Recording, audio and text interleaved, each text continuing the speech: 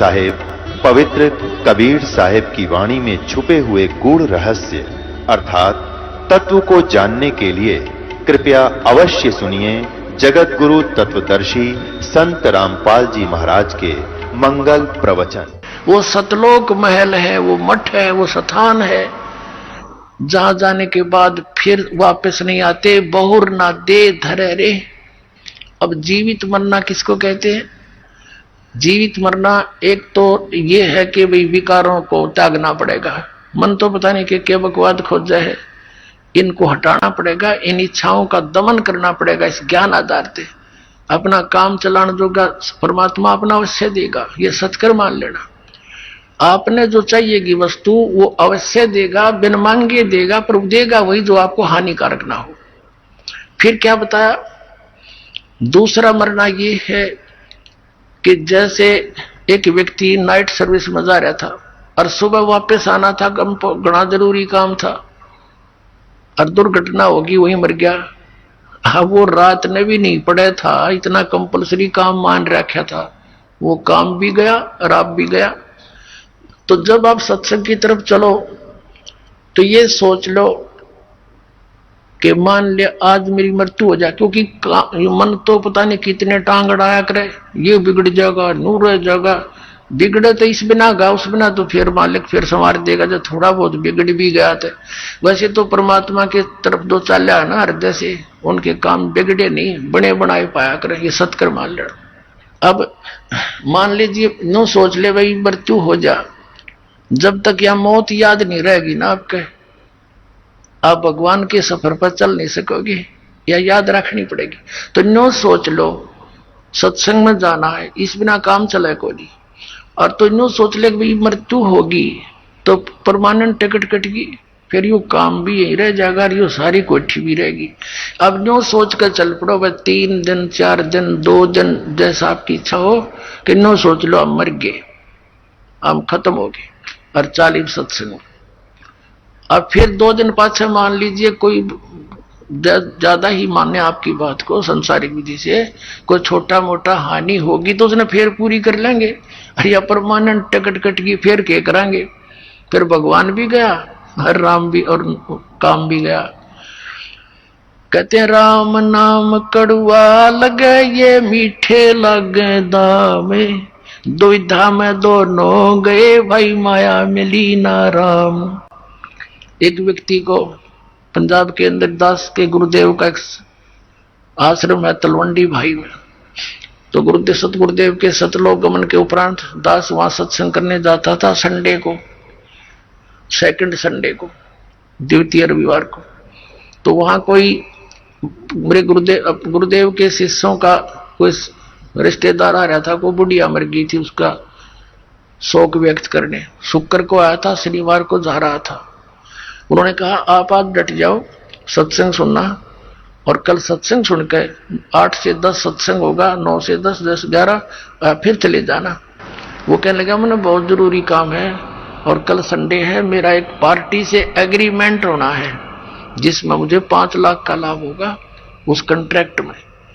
उन्होंने काफी कहा कि कोई बात नहीं, कल आवेंगे वो 2 बजे, तू क्या आवेंगे 1-2 बजे, फोन कर देंगे धीरे धीरे, और चले जी 11 बजे सत्संग समाप्त हो जाता है, 3 घंटा रास्ता है 4 का।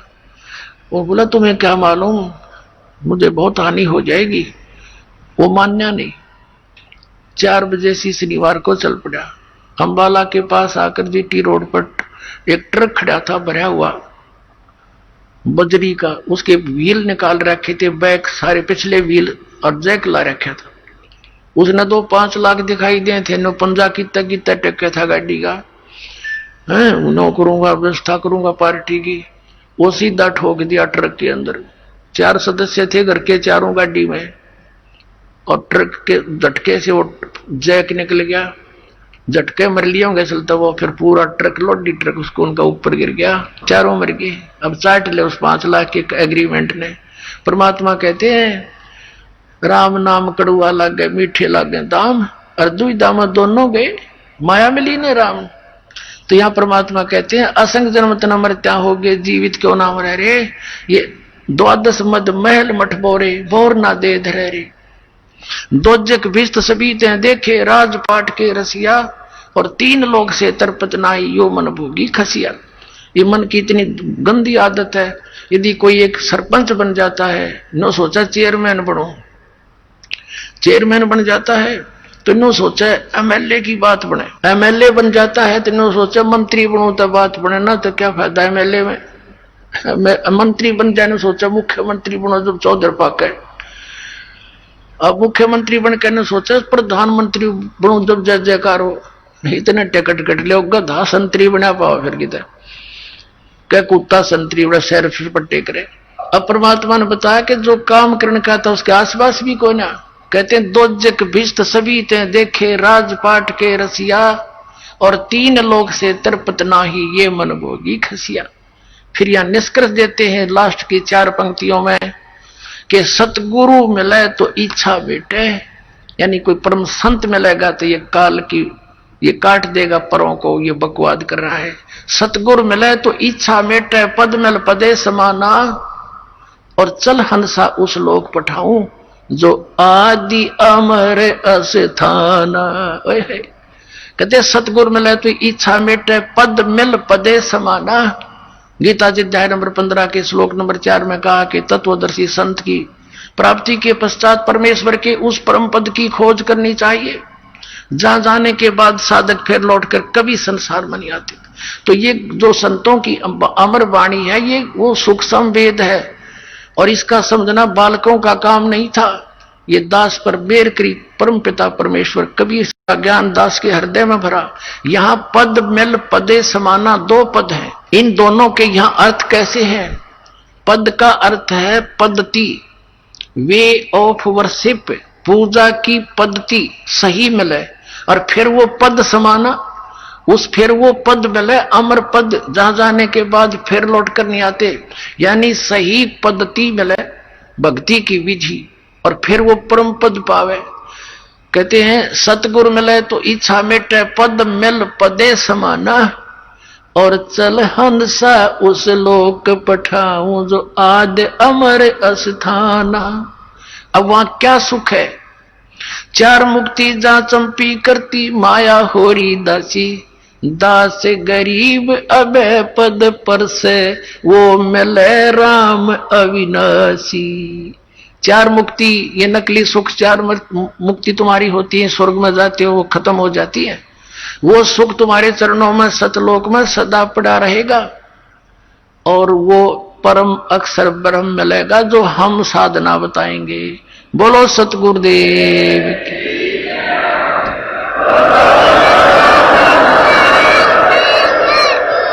वह बूरा की बोरी मिल लगी आपको फिर वहां सतलोक में। बोलो सतगुरुदेव।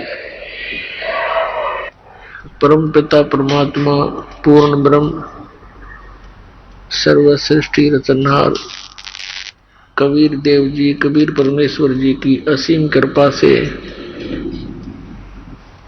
आप पुण्यात्माओं को ये सत्संग सुनने का सुअवसर प्राप्त हुआ। सत्संग में आने से प्राणी को ज्ञान होता है, मैं कौन हूं, मेरे जीवन का क्या उद्देश्य है। सत्संग में आने से ज्ञान होता है, मानुष जन्म पाय कर नहीं रटे हरि नाम, जैसे कुआ जल बिना बनवाया क्या काम।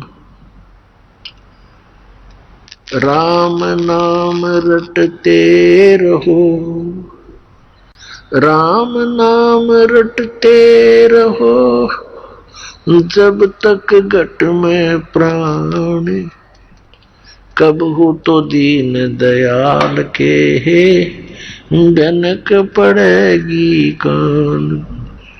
राम रटत कोड़ी भलो, चू चू पड़े जो चाम, ये सुंदर दे किस काम की, जा मुख नाही नाम। राम रटत दारिद्र भलो, टूटी घर की छान, वो कंचन महल किस काम के, जहां भक्ति नहीं भगवान। राम रटत कन्या बलि, साकेत बलो न पूत, छेरी के गल में गलथना, जिसमें दूध न मूत। राम रटत दारिद्र भलो, टूटी घर की छान, वो सुंदर महल किस काम के, जहां भक्ति नहीं भगवान। सत्संग में आने से पता चलता है कि यदि इस मनुष्य जीवन का कोई उद्देश्य है मूल, तो परमात्मा पाना, परमात्मा की भक्ति करना। और जिन दुखों को हम प्रतिदिन यहाँ देखते हैं पशु पक्षियों के साथ, कैसी इनकी हालत है, और फिर मनुष्य जीवन में हम कितने सुखी हैं। हम सुखी नहीं हैं, लेकिन परमात्मा कहते हैं झूठे सुख को सुख कहे ये मान रहा मनमोद, ये सकल चबीना काल का, कुछ मुख में कुछ गोद। पुण्यात्माओं, आज का ये जो सत्संग समारोह चल रहा है, ये उस शुभ दिन के उपलक्ष्य में है जिस दिन परमात्मा सतलोक से चलकर यहाँ काल के लोक में आए थे। और काशी के अंदर, बनारस के अंदर एक लहर तारा नामक तालाब के ऊपर, तालाब के अंदर कमल के फूल पर वो परमात्मा शिशु रूप धारण करके विराजमान हुए थे। पुण्यात्माओं, सबसे बड़ी गलत धारणा हमारे अंदर यह फैला दी गई थी कि कबीर साहब, कोई कहता था ऐसे उत्पन्न हुए थे, कोई कुछ बातें करता था, सच्चाई से दूर लोक वेद के आधार से परमात्मा के प्रगट के विषय में दंत कथा सुनाया करते थे। वास्तविकता आपके समक्ष इस दास ने जो बताया ये सत्य है,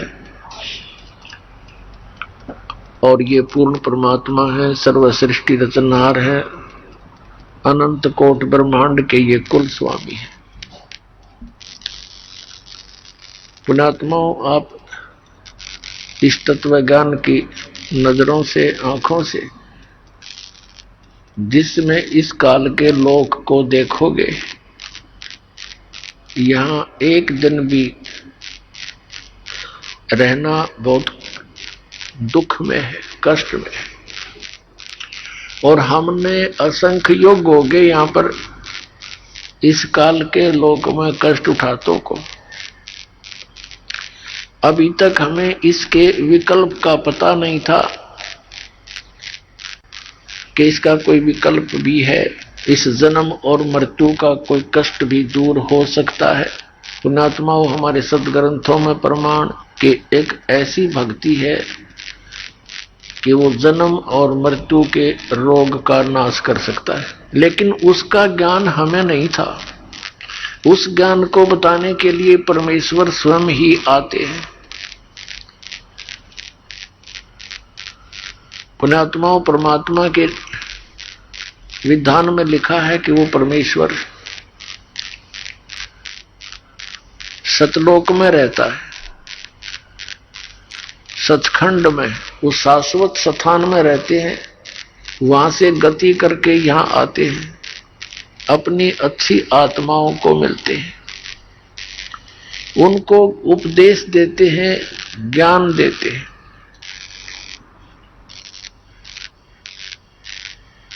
और फिर वो उनकी प्यारी आत्माएं, जो अच्छी आत्मा जिनसे वो परमात्मा आकर सीधे मिलते हैं, वो फिर परमात्मा की महिमा को आंखों देखा वर्णन करते हैं, पुण्यात्माओं, जिस समय परमात्मा सतयुग त्रेता द्वापर में आए, वो इतिहास नष्ट कर दिए गए। अब परमात्मा कलयुग में आए।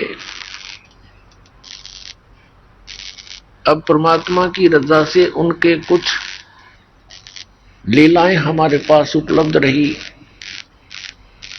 उस परमेश्वर ने क्या क्या लीलाएं की, और फिर हमने अपने उन सदग्रंथों में देखा जिनको हम प्रमाणित मानते हैं, पवित्र चारों वेद, पवित्र श्रीमद् भगवत गीता, पवित्र पुराण, उन्होंने भी समर्थन दिया कि कबीर परमात्मा है, वो ऐसी ऐसी लीलाएं करता है, वो कहाँ रहता है, वो कैसा है।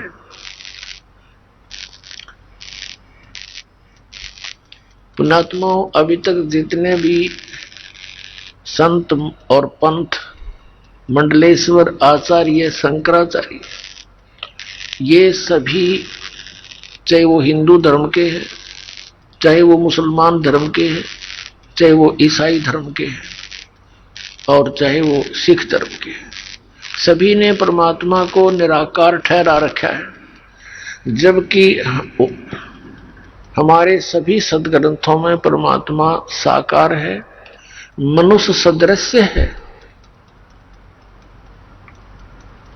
पुण्यात्माओं, जिन महापुरुषों को यही ज्ञान नहीं था परमात्मा कैसा है, तो क्या उन्होंने भगवान पाया होगा? नेवर, कभी नहीं। अब आपके रूप सदग्रंथों से प्रमाणित करते हैं कौन है परमात्मा, कैसा है वो प्रभु, वो साकार है या निराकार। सबसे पहले आपके रूबरू करते हैं पवित्र बाइबल को। ईसाई धर्म के श्रद्धालु कहते हैं गॉड इज फॉर्मलेस, परमात्मा निराकार है। मुसलमान धर्म के श्रद्धालु कहते हैं परमात्मा बेचून है, बेचून में निराकार। और कबीर साहब कहा करते खोजत खोजत था किया आर कहा बेचून, खोजते खोजते परमात्मा को थक गए, हार के कह दिया भगवान तो निराकार है, वो दिखता को नहीं। इसी प्रकार इन वेदों के जानकार माने जाने वाले, विद्वान माने जाने वाले हिंदू धर्म के ये आचार्य, शंकराचार्य, मंडलेश्वर, गुरु, संत, महंत, ये भी कहते हैं कि परमात्मा निराकार है। अपुनात्माओं, ये हमारे हिंदू धर्म के जो आचार्य हैं, साथ में ये क्या कहते हैं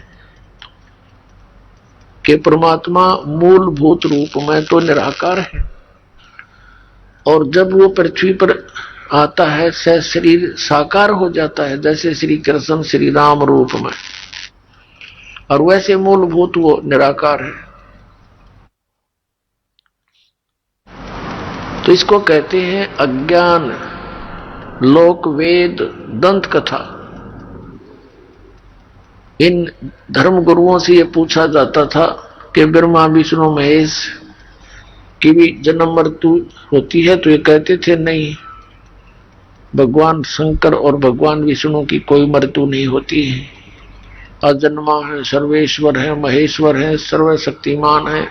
और चारों वेद भगवान विष्णु की ही महिमा गाते हैं। ये समागम चल रहा है कि परमात्मा सतलोक से चलकर आते हैं। तो दास इस सत्संग के माध्यम से ये दृढ़ करना चाहेगा कि परमात्मा का आगमन पृथ्वी पर कैसे हुआ कलयुग में। जब तक हम भगवान को नहीं पहचानेंगे पुण्यात्मा, हम भक्ति कर नहीं सकते, चाहे कितनी बात बनावा। और जब हमारे हृदय में ये दृढ़ हो जाएगा कि ये है भगवान, और फिर दास वो समाधान बताएगा जिससे जिन महापुरुषों का मोक्ष हुआ और जिनको आप मानते हैं कि ये महात्मा, ये महान आत्मा पार हो गए, उन्होंने कौन सी साधनाएं की थी, कौन से मंत्र जाप किए थे, फिर तो बातें खत्म होगी। और वही हमारे सदग्रंथ बता रहे हैं कि इन मंत्रों का जाप करना चाहिए, नथिंग एल्स, और कुछ नहीं। और जिन महापुरुषों ने परमात्मा पाया उन्होंने वही नाम जाप किए। और कौन है परमात्मा, कहां प्रमाण है उसका, कैसा है वो भगवान, बस फिर तो सब कुछ शंका खत्म होगी, केवल फिर परमात्मा की भक्ति शेष रहेगी। फिर तो उठते बैठते चलते फिरते जैसे बस में जा रहे हैं, 2-3 घंटे का सफर है, ट्रेन में जाते हैं 24-24 घंटे 48-48 घंटे सफर करते हैं भक्त, यहां आने और जाने वाले। इस नाम का जाप चलते फिरते बस में, ट्रेन में, अपनी गाड़ी में, खेतों में मजदूरी करते समय, आते जाते, जितना भी समय मिले मालिक ने याद रखे, अपना काम भी करे, राम भी बजे, एक पंथ दो काज। जैसे इस दास को जब ये ज्ञान हुआ, ये मंत्र मिला, जैसे कभी बस में जाना होता चंडीगढ़ साइड में, रोहतक से लेकर चंडीगढ़ के 4 घंटे कम से कम लगते, बैठ कर बस की सीट पे और अपना टेक कर उस अगले वाले डंडे से सिर और मंत्र करता जाता, ना दूसरे तो बात करनी। पहले तो जब तक नाम नहीं लिया था गप्पे मारने की इच्छा होती थी, पूछते साथी से कहां से आए हो, कहां जा रहे हो, क्या करते हो, ये सब बात खत्म हो गई, क्यों व्यर्थ समय व्यर्थ किया। और वहां तक सुमन करते जाते, क्योंकि ना उसमें तो कोई और काम भी ना कर सकता आदमी, ना कोई ऐसा और बाधा बन सकती, तो सफर भी बढ़िया हुआ है। परमात्मा रक्षक रहे, अपनी भी रक्षा करे सफर में, और भी साथी यात्रियों की उस पुण्यात्मा के कारण बहुत सी दुर्घटनाओं से बचाव बने। तो भगवान की भक्ति ऐसे करनी है, ये हठ योग करना, ये किसी भी सदग्रंथ में प्रमाणित नहीं है, और न किसी ही महापुरुष की जीवनी में ये कान बंद करके हट करके ये करना है, ये कहीं नहीं है, ये तो मनमाना आचरण है।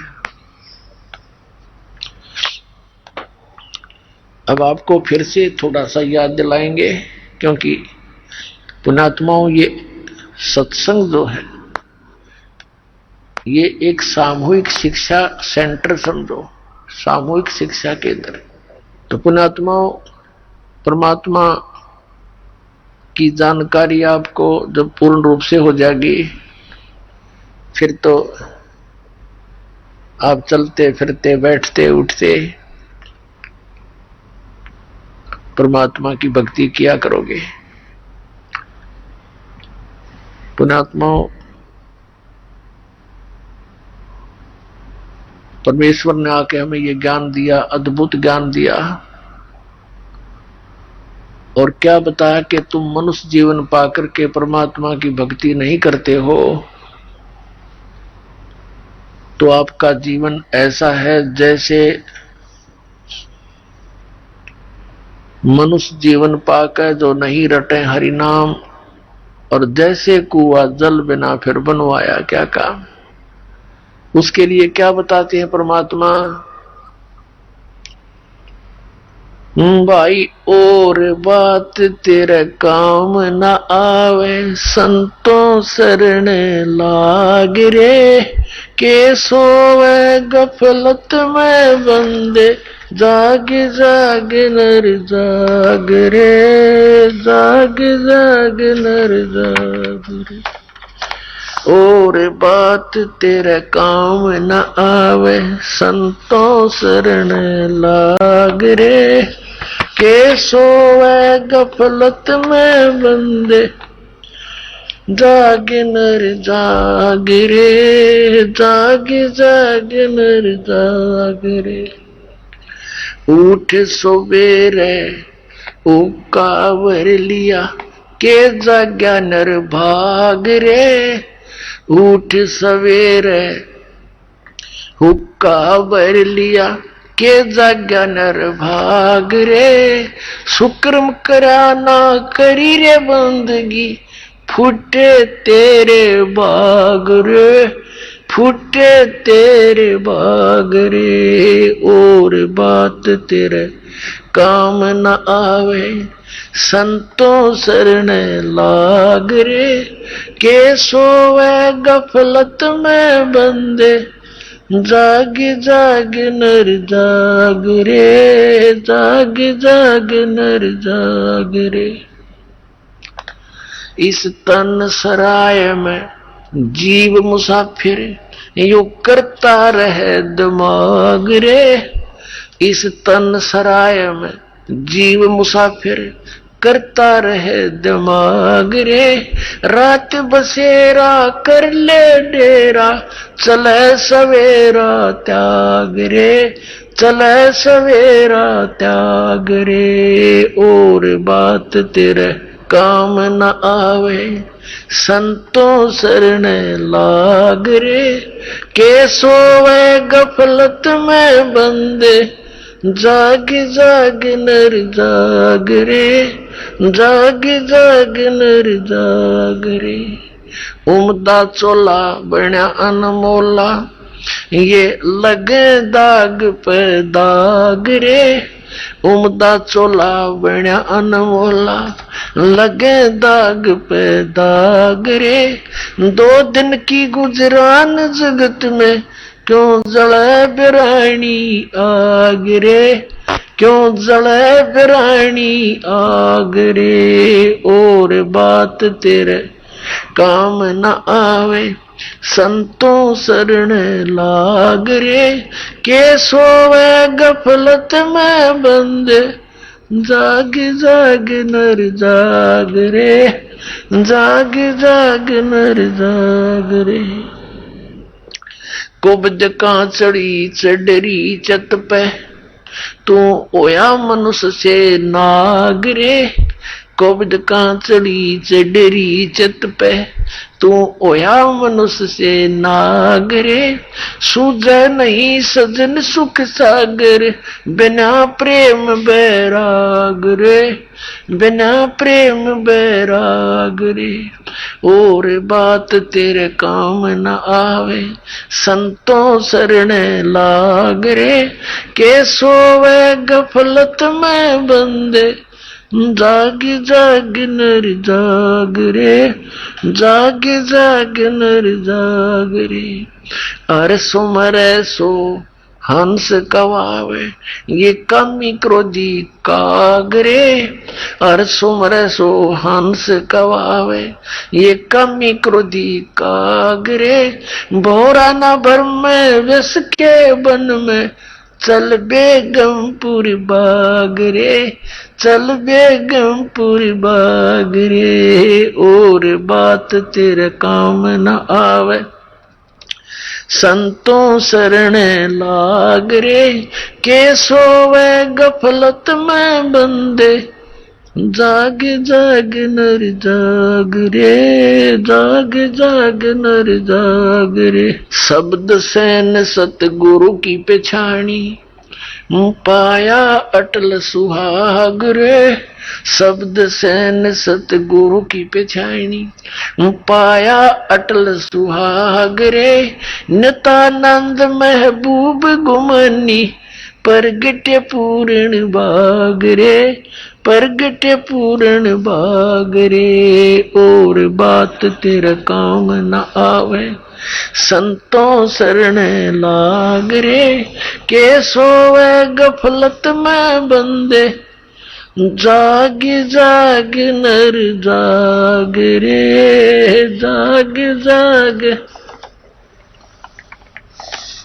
अब क्या बताते हैं, और बात तेरा काम नहीं आवे, संतों शरण लाग रे, क्या सोवे गफलत में बंदे, जाग जाग नर जाग रे।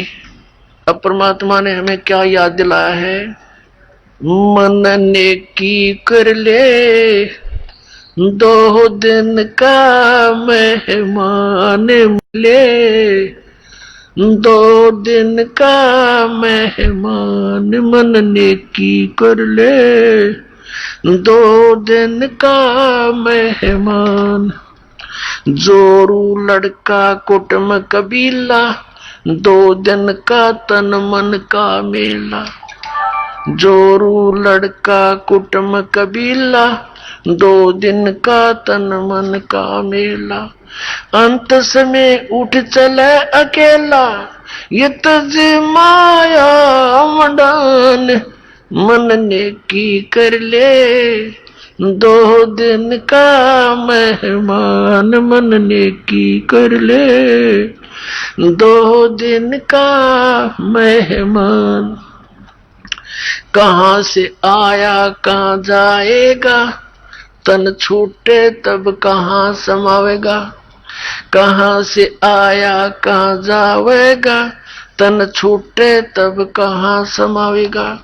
आखिर तुझको कौन कहेगा, गुरु बिन आत्म ज्ञान मन नेकी कर ले, दो दिन का मेहमान मन नेकी कर ले, दो दिन का मेहमान। कौन तुम्हारा सच्चा साई, झूठी है ये सकल सगाई। परमात्मा कहते हैं ये झूठ, ये नाते रिश्ते ये बिल्कुल अस्थायी है। मृत्यु होने के उपरांत ना ये आपके ना आप इनके।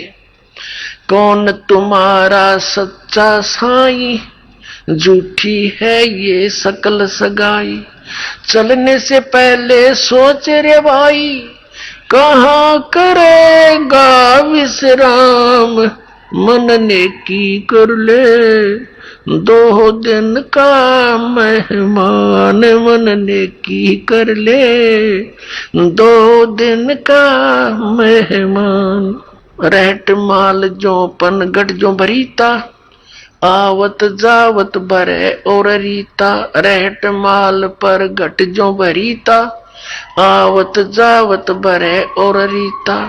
जुगन जुगन तू मरता जीता, करवाले रे कल्याण मन नेकी कर ले, दो दिन का मेहमान मन नेकी कर ले, दो दिन का मेहमान। 184 की सह तरासा, ऊंच नीच कर लेता बासा। 184 की सह तरासा, ऊंच नीच कर लेता बासा। कहे कबीर सब मिटाऊं रसा, कर मेरी पहचान मन नेकी कर ले, दो दिन का मेहमान मन नेकी कर ले, दो दिन का मेहमान मन नेकी कर ले। 184 की सह तरासा, ऊंच नीच कर लेता बासा। 184 की सह तरासा, ऊंच नीच कर लेता बासा। कहे कबीर सब मिटाऊं रसा, कर मेरी पहचान मन नेकी कर ले, दो दिन का मेहमान मन नेकी कर ले, दो दिन का मेहमान। अपना आत्माओं, परमात्मा हमारे लिए कितने तरफ रहे हैं, किस किस प्रकार से हमें चेतावनी दे रहे हैं। अब परमात्मा कहते हैं जब कोई व्यक्ति घर से चलता है यात्रा के लिए, तो सबसे पहले ये सोचकर चलता है कि कल मेरा रात्रि में विश्राम कहाँ करूंगा। कोई प्लेटफार्म पर रुकूंगा या कोई कमरा ले लूंगा, कोई किराए पर धर्मशाला में या होटल में कहाँ जाऊंगा, या कोई रिश्तेदारी रिलेशन का टारगेट बनाकर चलता है। परमात्मा कहते हैं जब तू संसार छोड़कर जाता है, इसकी इतने आपको कभी चिंता ही नहीं बिल्कुल भी।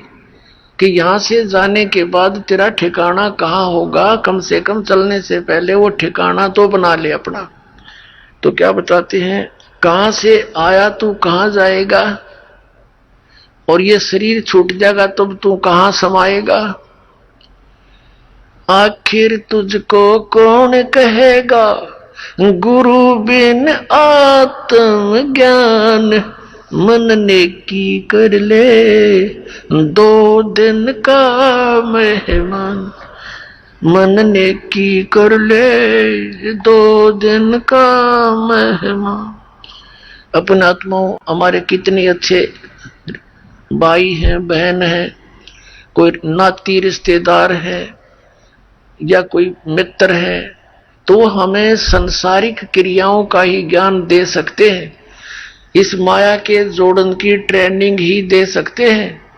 लेकिन परमात्मा कहते हैं, आखिर तुझको कौन कहेगा, गुरु बिन आत्म ज्ञान, कि गुरु के बिना तुझे कौन बताओगा तू कौन है, कहां से आया था, और इस झंझट से तेरा छुटकारा कैसे होगा। फिर क्या बताते हैं कि 1,84 की सहतरासा और ऊंच नीच कर लेता बासा। आज कोई ब्राह्मण कुल में जन्म है, अगले जन्म में वो मनमाने किसी वाल्मीकि के घर जन्म ले ले। आज कोई हिंदू है, अगले जन्म में मुसलमान के घर जन्म हो जा। आज हम ब्राह्मण बनकर न सोचे हमारे से ऊंचा कोई नहीं, अगले जन्म में वही प्राणी मनमाने पशु योनि में घूम रहा हो। तो यहां परमात्मा कहते हैं कि कह कबीर सब मिटाऊं रासा, यानी तेरा सब झंझट समाप्त कर दूंगा, तो कर मेरी पहचान, केवल मुझे पहचान ले कि हु इज गॉड। अब परमात्मा ने क्या बताया है, नाम सुमर ले सुकर्म कर ले, कौन जाने कल की खबर नहीं पल की। नाम सुमर ले सुकर्म कर ले, कौन जाने कल की खबर नहीं पल की। कोडी कोडी माया जोड़ी और बात करे छल की। कोडी कोडी माया जोड़ी बात करे छल की। पाप पुण्य की या बंधी पोटरिया कैसे हो हल्की। पाप पुण्य की या बांधली पोटरिया कैसे हो हल्की। नाम सुमर ले सुकर्म कर ले, कौन जाने कल की खबर नहीं पल की। नाम सुमर ले सुकर्म कर ले, कौन जाने कल की खबर नहीं पल की। मात पिता तेरा परिवार भाई बंधु ये तरिया मतलब की। मात पिता परिवार भाई बंधु तरिया मतलब की। चलती बरिया कोई न साथी या मट्टी जंगल की खबर नहीं पल की। नाम सुमर ले सुकर्म कर ले, कौन जाने कल की खबर नहीं पल की। नाम सुमर ले सुकर्म कर ले, कौन जाने कल की खबर नहीं पल की। तारों बीच चंद्रमा जो झलके, तेरी महिमा झला झलकी। अब जैसे आज कोई अच्छी पोस्ट प्राप्त है, कोई मंत्री बना है, कोई मुख्यमंत्री बना है, तो सभी अन्य प्राणियों में आज तेरी शोभा न्यारी है, और सत भक्ति नहीं करेगा तो फिर कैसी दुर्गति होगी। तारों बीच चंद्रमा जो झलके, तेरी महिमा झला झलकी।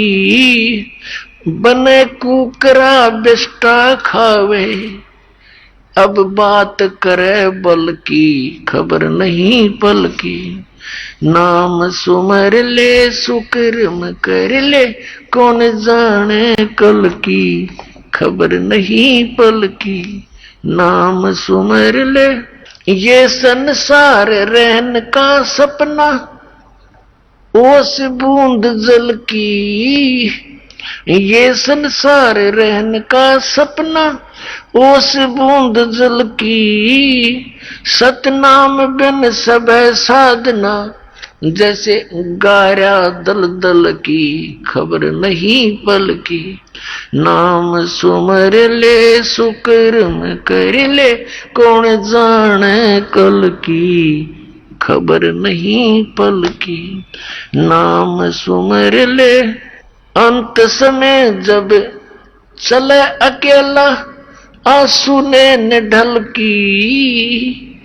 अंत समय जब चले अकेला, तेरे आंसू ने झलकी। कहे कबीर शरण गए मेरी, कहे कबीर शरण गए मेरी। हो रक्षा जल थल की खबर नहीं पल की।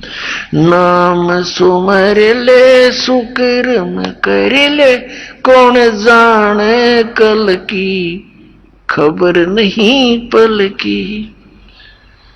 अपनात्माओं, परमात्मा ने फाइनल फैसला कर दिया है कि सतनाम बिन सब साधना, जैसे गारा दलदल की है। अब दलदल के अंदर आदमी चलता है, ये कदम उठाता है, दूसरा गारा में धंस जाता है, यानी वहीं खड़ा खड़ा चल रहा होता है, आगे नहीं बढ़ पा रहा। तो जितनी भी साधनाएं सतनाम के अतिरिक्त हम अन्य मंत्रों का जाप करते हैं या अन्य कोई साधना करते हैं, वो हमारी साधना गारा दलदल की। और आज यहां देखो काल का कैसा जाल है।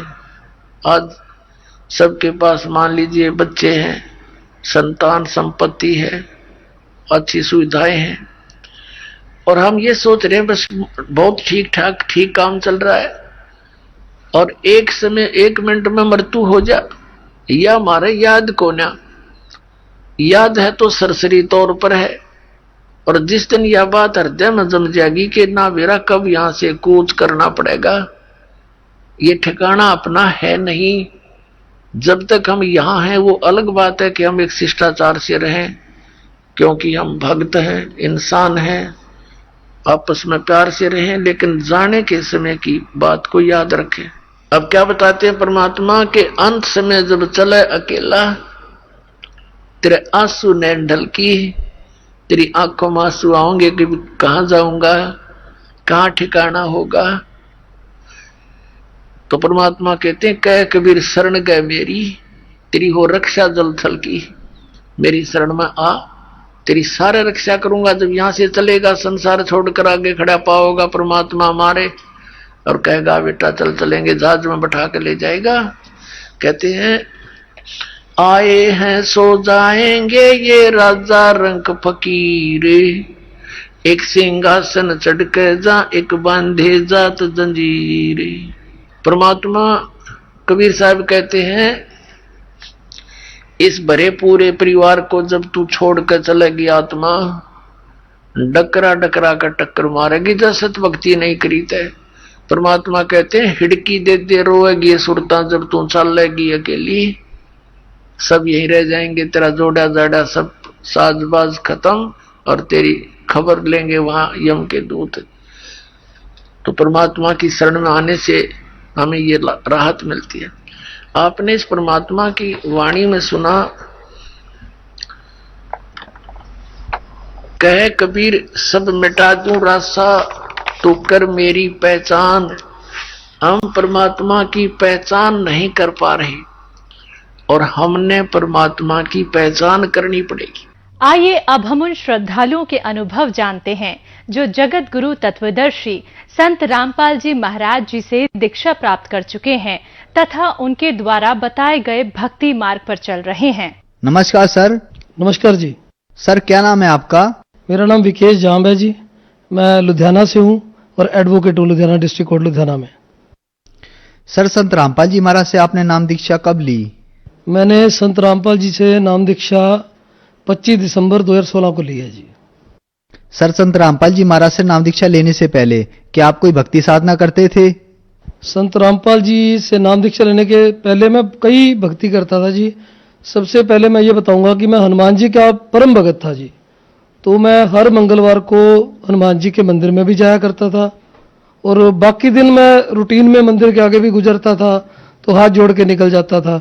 लेकिन मंगलवार वाले दिन मैं हनुमान चालीसा का उच्चारण भी करता था, पढ़ता भी था और जितना वक्त मंदिर में मुझे लग सकता था मैं उतना बिताता था वहां पे। तो सर आप हनुमान जी के परम भक्त थे। जो आप हनुमान जी की भक्ति करते थे उससे आपको क्या क्या लाभ हुए? जब मैं लुधियाना में आया था 19 सितंबर 2001 को जी, तो उसके बाद मैं यहाँ पे आने के बाद जब मेरा धीरे धीरे थोड़ा सा काम चलने लग गया तो मैं बहुत ज्यादा शराब पीने लग गया जी, बहुत ज्यादा। तो सर ऐसा था कि शराब पीते पीते कई बार क्या होता था कि रात को जैसे 12 भी बज जाते थे तो एक्सेस विस्की की वजह से फिर कुछ होश वोश नहीं रहता था और मैं घर से यहाँ से निकल गए और फिर मतलब पूरी पूरी रात में घर नहीं लौटता था। फिर नेक्स्ट डे मेरे को कोर्ट भी जाना होता था। तो बड़ी हालात बड़े अजीब से थे। मैं कोर्ट भी जाता था, क्या करता कि मुझे काम भी करना है और मुझे अपने आप से घृणा होने लगी थी कि मैं ये क्या कर रहा हूं, मैं क्यों इतनी पी रहा हूं। मुझे ये पता था कि मैं जो कर रहा हूं मैं गलत कर रहा हूं, लेकिन मुझे कोई भी ऐसी चीज आज तक नहीं मिली थी कि जिसकी वजह से मैं इसको छोड़ूं। मैं सोच रहा था कि इसको छोड़ूं तो कैसे छोड़ूं। तो बहुत कोशिश की मैंने। इवन कई बार घर पे भी बात होती थी तो जो हमारे नियर्स एंड डियर्स हैं वो भी मेरे को कहा करते थे कि हम तेरी सब बातें मानने को तैयार हैं, लेकिन अगर तू ये विस्की छोड़ दे तो हमारा जो घर है ये ठीक हो सकता है।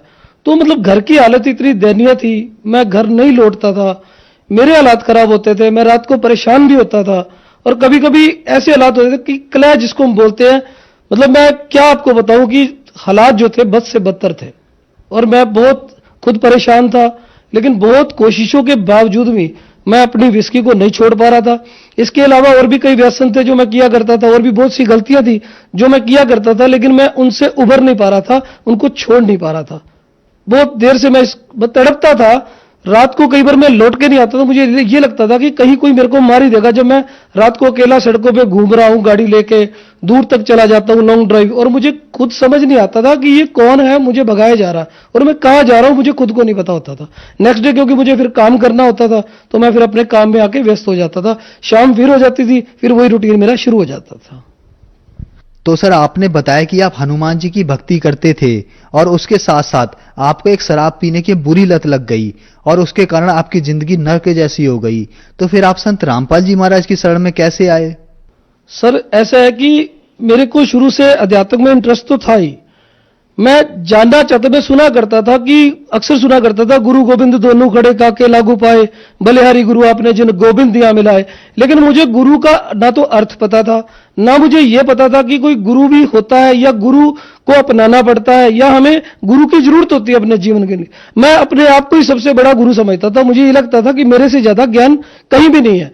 तो एक दिन क्या हुआ कि उस दिन संडे का दिन था, तो मैं अपने घर पे बैठा हुआ था, तो अचानक किसी ने मेरी डोरबेल बजाई और मैंने सामने देखा तो 3-4 लोग बाहर खड़े थे। उन्होंने कहा जी हम आपको एक बुक देने आए हैं।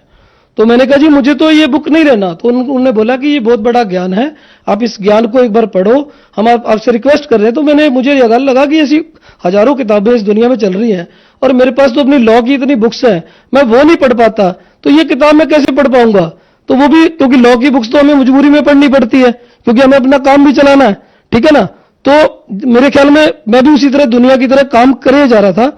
तो जब उन्होंने बार बार मुझे कहा कि ये बुक आप एक बार लेके देखो, आप इसको पढ़ के देखो, ये 20 रुपए की ज्ञान गंगा है, तो मैंने कहा जी मेरे को ये बुक नहीं चाहिए, मेरे को आप ज्यादा ज्ञान मत दो, मेरे पास बहुत बड़ा ज्ञान है। आप कभी मेरे पास कोर्ट में आओ, मैं आपको बताता हूं ज्ञान क्या होता है, क्योंकि मेरे पास तो भरा पड़ा था अंदर से ज्ञान, और ज्ञान भी कौन सा जो अज्ञान था।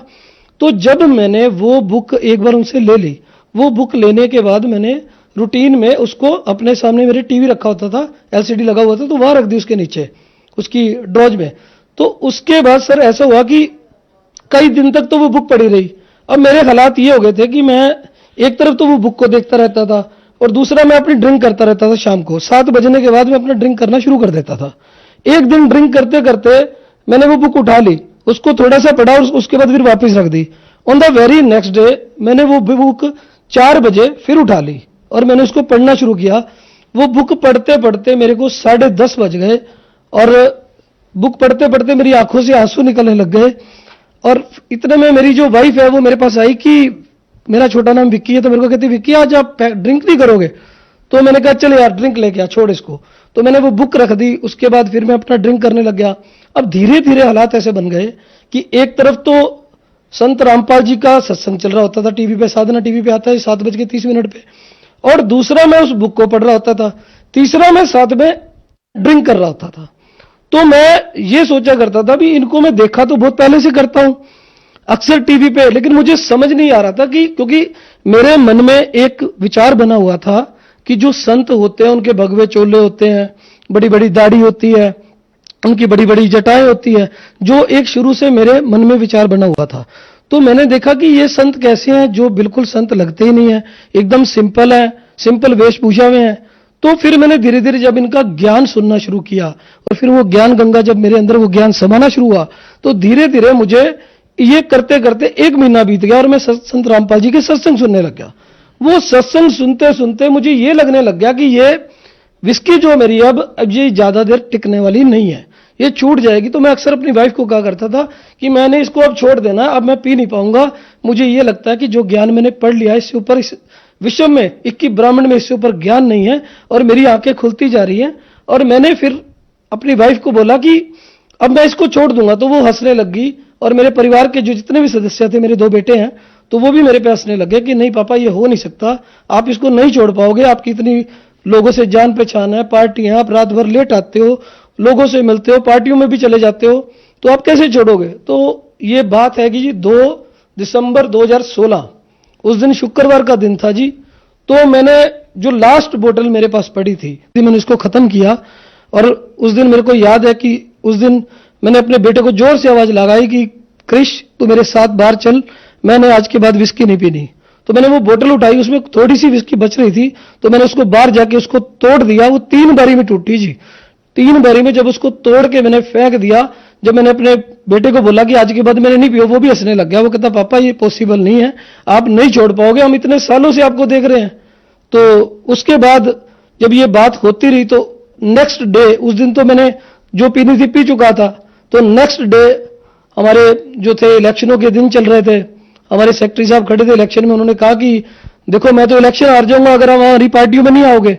तो मैंने कहा नहीं भाई, ऐसा है कि शायद ये आपका भी लास्ट इलेक्शन है, लेकिन मैं आपकी पार्टियों में जरूर आऊंगा, लेकिन भाई अब मैं पी नहीं पाऊंगा, अब मैं आप लोगों के साथ बैठा करूंगा, आपसे बात करूंगा, लेकिन अब मैं पी नहीं पाऊंगा, मुझे परमात्मा की तरफ से आदेश हो रहा है।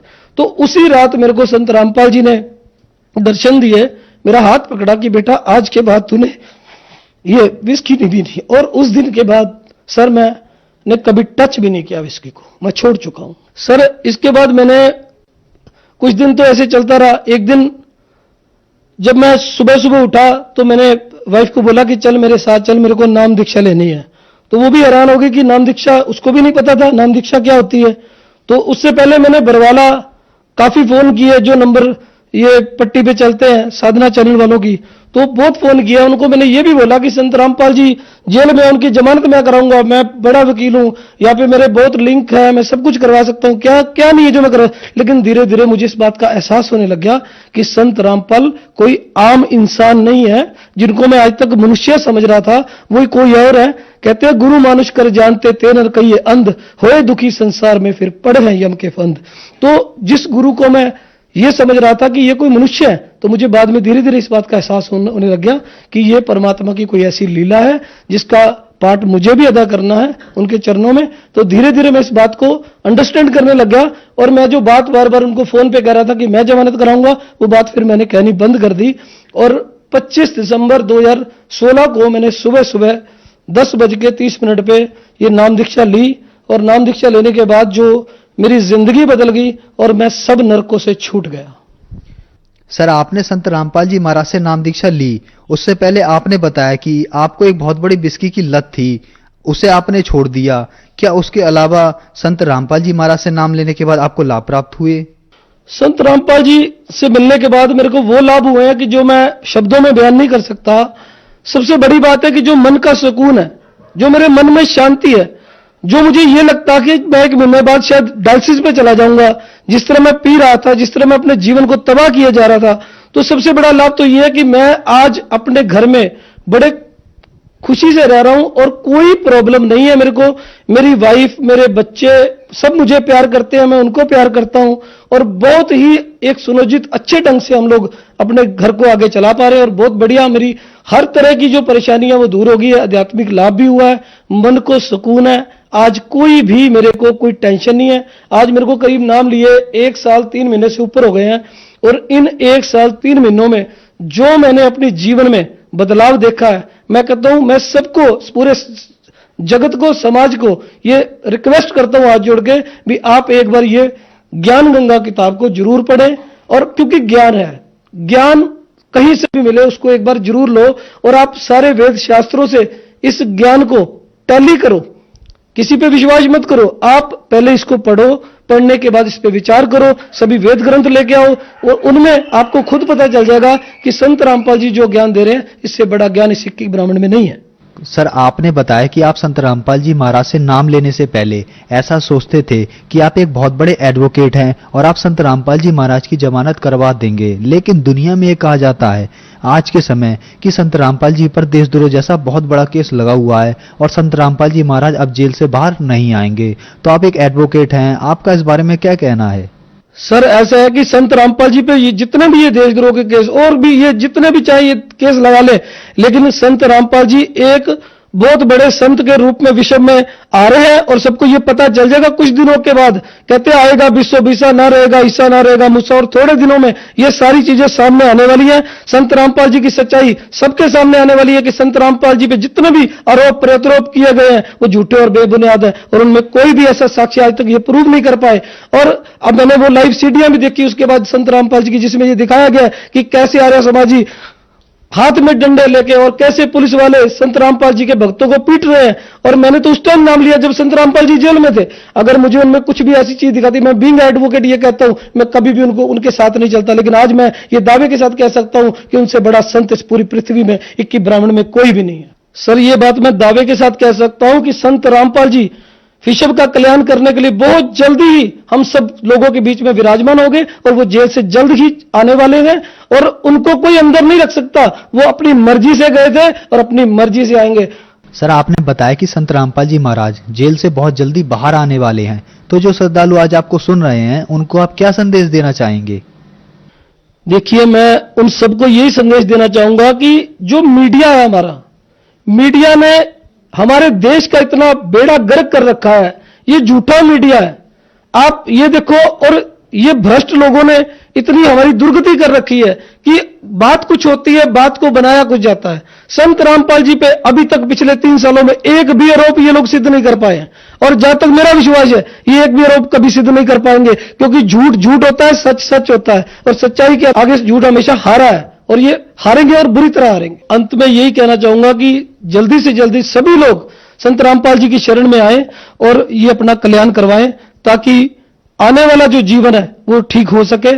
सर, संत रामपाल जी महाराज से नाम दीक्षा कैसे ले सकते हैं? सर, ऐसा है कि संत रामपाल जी से नाम दीक्षा लेने के लिए जो टीवी चैनलों पे उनका सत्संग आता है उसके नीचे जो पट्टी चलती है उसमें नामदान सेंटरों के नंबर भी लिखे हुए हैं। आप उनसे फोन पे संपर्क करके नामदान की दीक्षा ले सकते हैं। धन्यवाद सर। सच सर जी।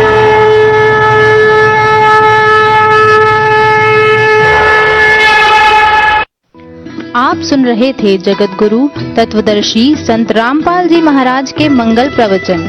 अधिक जानकारी के लिए संपर्क करें 8222